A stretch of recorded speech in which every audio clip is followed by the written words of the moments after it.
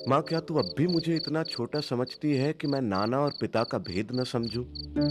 जब जब मैंने तुमसे ये सवाल किया तब तब तुमने मुझे टाल दिया। दिवस, माह, वर्ष, वर्षानुवर्ष बस एक ही उत्तर की प्रतीक्षा। कौन है मेरा पिता?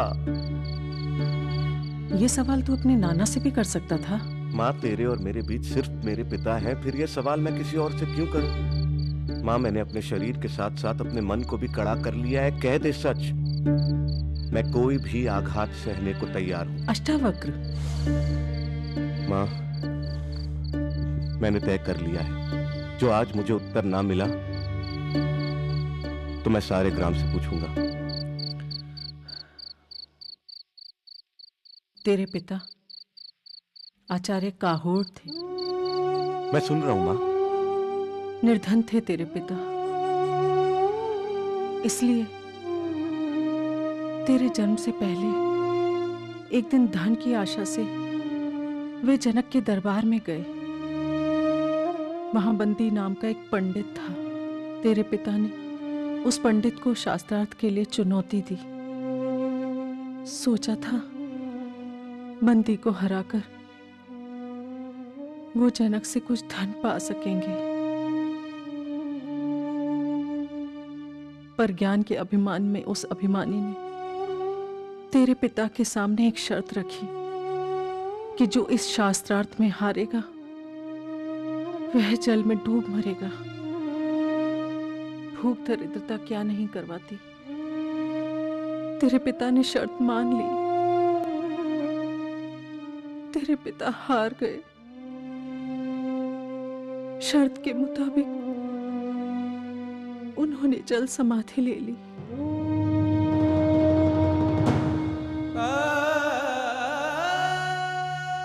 उस समय तू मेरे पेट में था।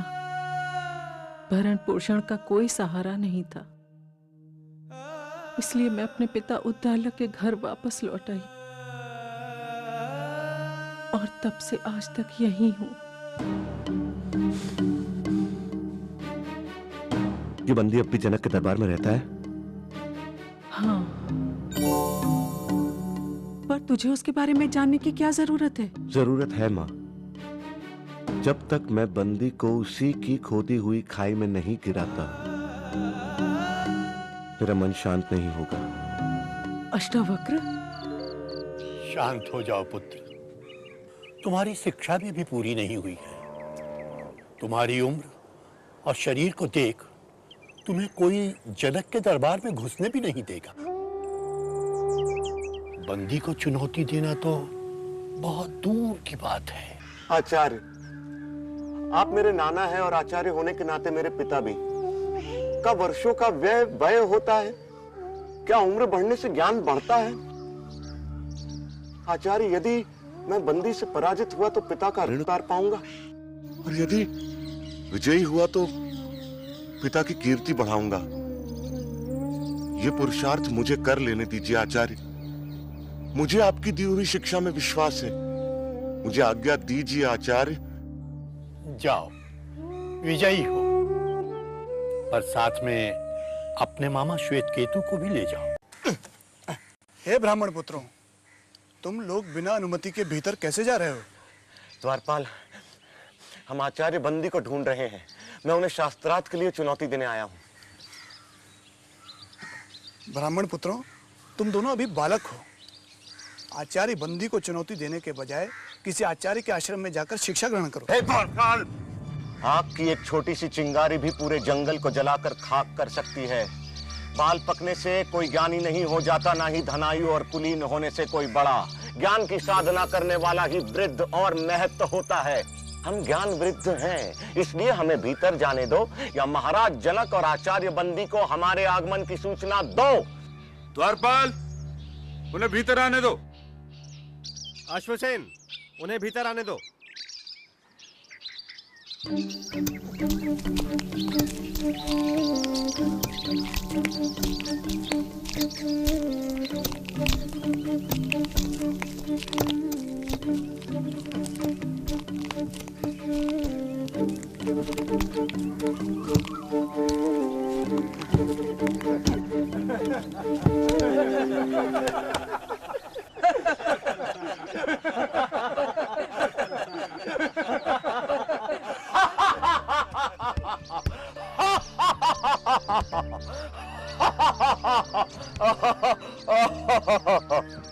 ब्राह्मण देवता, आप सभा को देखकर इस तरह क्यों हंस रहे हैं?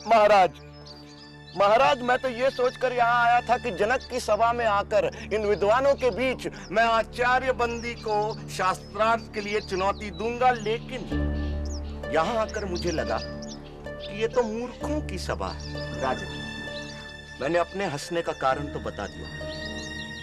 अब आप अपने मूर्ख विद्वानों से पूछे कि वे किस पर हंसे, मुझ पर या उस कुम्हार पर जिसने मुझे बनाया? पूछो किस पर हंसे ये सब?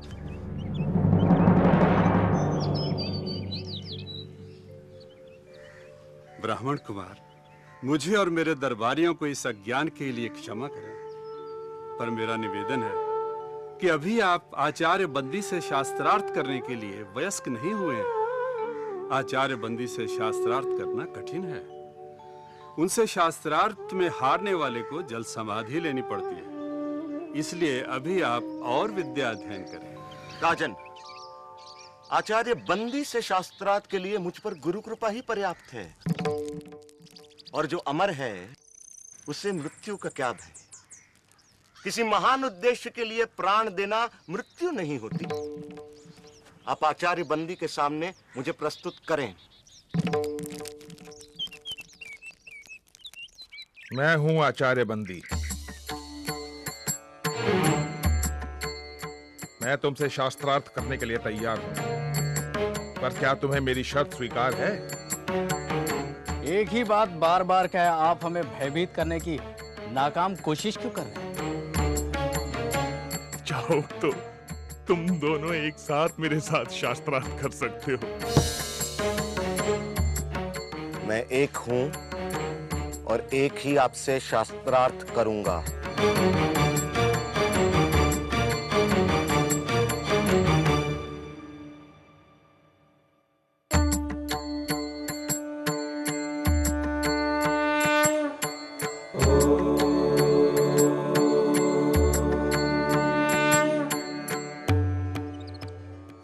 प्रपंच क्या है? जो कुछ दिखाई देता है, जो कुछ, वह प्रपंच है। जो दिखाई देता है का तात्पर्य क्या है? जो दृष्टिगोचर है, मन और इंद्रियों का विषय है, जिसे मैं स्वयं जानता हूं, वही दृश्य है। जो दृष्टा है उसे कौन जानता है? स्वयं को कौन देखता है? उस स्वयं, उस आत्म को देखने के लिए किसी की सहायता की जरूरत नहीं पड़ती। जैसे सूर्य को प्रकाश के लिए दिए की जरूरत नहीं पड़ती, वह स्वयं प्रकाशमान है। यह संसार कहां से और कैसे आया? यह सृष्टि उससे और सिर्फ उससे आई। वह कौन है? वह ब्रह्म है, वह ईश्वर है। वही अपनी माया से इस संसार को रचता है। वह ही रचनाकार, पालक और इस जगत का संहारक है। ब्रह्म इस संसार की रचना, पालन और संहार कैसे करता है? जिस प्रकार मकड़ी अपने जाल की रचना करती है, उसी में विचरण करती है और फिर उसी को निगल जाती है, उसी प्रकार ईश्वर संसार की रचना, पालन और संहार करता है। जीव क्या है? जीव आत्मा है। वह निर्विकार स्वयं है, परंतु अविद्या के प्रभाव में आकर वह स्वयं को मन और शरीर समझ बैठता है। इसीलिए वह इस संसार का अनुभव करता है। अविद्या क्या है? अनात्मा को आत्मा समझना, निर्विकार को विकार युक्त समझना और इस संसार को ही सच समझना अविद्या है। तो विद्या क्या है? आत्म का ज्ञान विद्या है। सा विद्या या विमुक्त है वह जो हमें सारे दुखों, पीड़ाओं, बंधनों, अज्ञान, प्रतियोगिताओं, भ्रम और भ्रामक कल्पनाओं से मुक्ति दिलाए, वह विद्या है।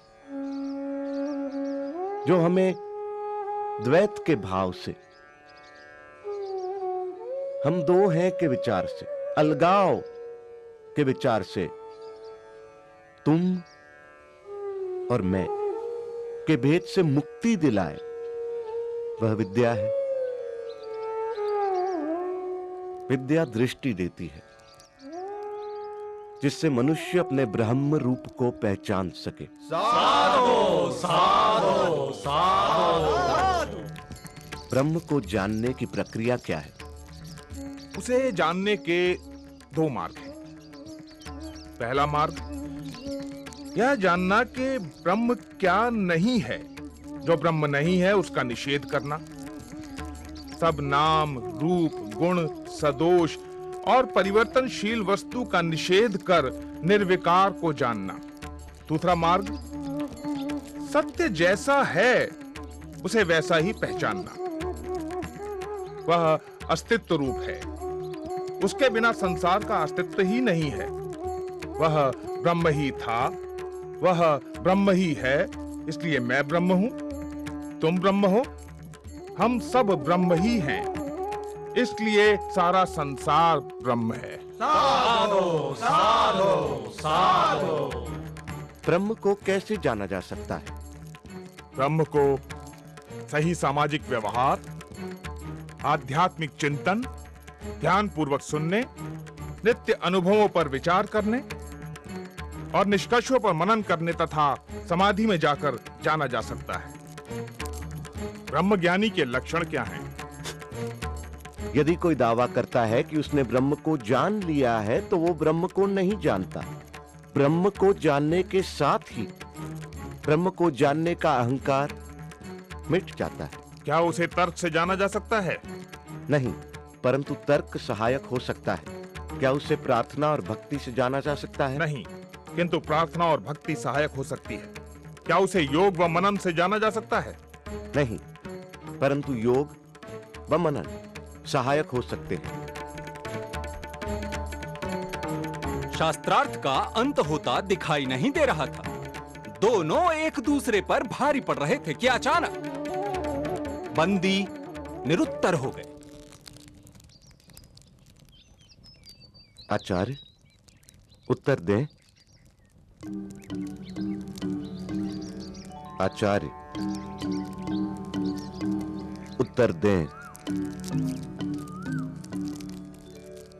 अष्टावक्र की जय! अष्टावक्र की जय!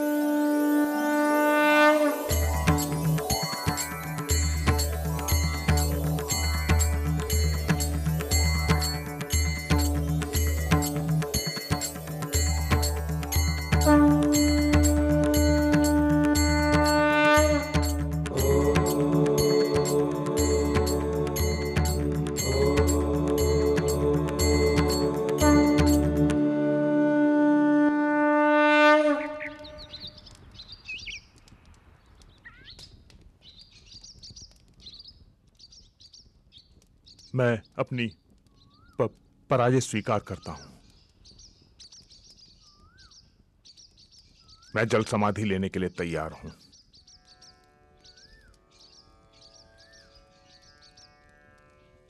मैं आपको जल समाधि देने नहीं आया हूं आचार्य बंदी।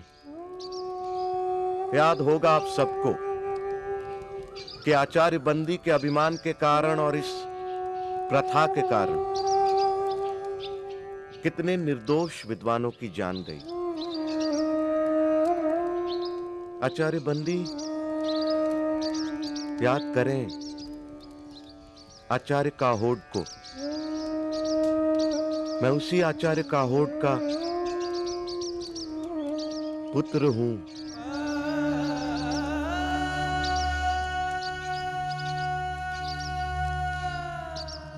आज मैं विजयी हूं, आप पराजित। मैं चाहूं तो आपको जल समाधि दे सकता हूं, परंतु मैं ऐसा नहीं करूंगा आचार्य बंदी। क्षमा ही मेरा प्रतिशोध है। मैं आपको क्षमा करता हूं आचार्य बंदी।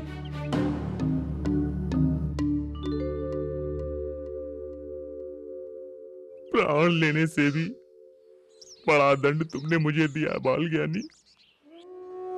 मुझसे पाप हुआ है, पाप हुआ है मुझसे। पश्चाताप की आग से बड़ी कोई आग नहीं आचार्य बंदी।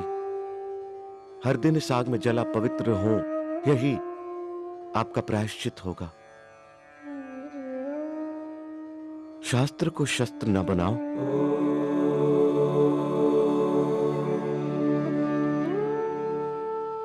महाराज, शास्त्र जीवन का विकास करते हैं, शस्त्र जीवन का विनाश। जितना पुराना है हिमालय, जितनी पुरानी है गंगा, उतना ही पुराना है ये सत्य। हिंसा से कभी किसी ने किसी को नहीं जीता।